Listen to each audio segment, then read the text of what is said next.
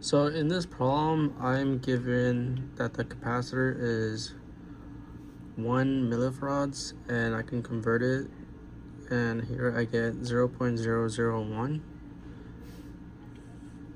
And then I'm also given that the voltage is 0.5 volts. So the current enters the positive terminal of the capacitor. So knowing that, I use a passive sign convention, and in solving or integrating, I can get this.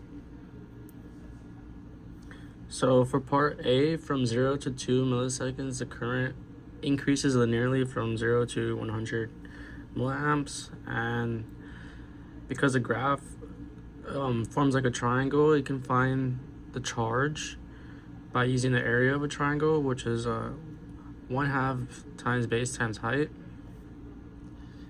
And here I solve for that here. So then, knowing the charge, we can use that to find the voltage change using the VC is equal to Q over C, and I just plugged in or substituted in my values. And so knowing that our initial was 0.5 and then our new is 0.1, just adding those together gives you 0.6 volts. And now we basically apply the same idea to the second section, which is 2 to 4.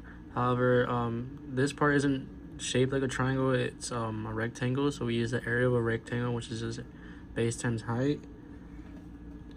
So for this, we use current times the change in time, and the change in time was 4 minus 2, and converting gives you 0.02 seconds, and then the amperage, so you multiply those together, which gives you your Q value. Then again, like before, plugging in what we had before back here to 0.6, and now what our new value was, we get 0.8 volts. So making a small little graph, at when t is equal to 0, the current is 0, so the voltage graph initially has a slope of 0. So as the current increases, the slope the slope of the voltage also increases. Therefore, so that's why from 0 to 2, it is the graph is curving upwards, and then from 2 to 6, it is slightly increasing at 0.1 volts every millisecond.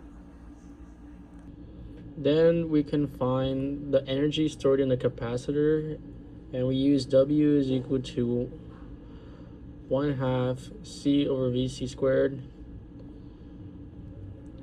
Plugging in what we know, we can easily find what our value is, which our final value is technically 0.32 millijoules.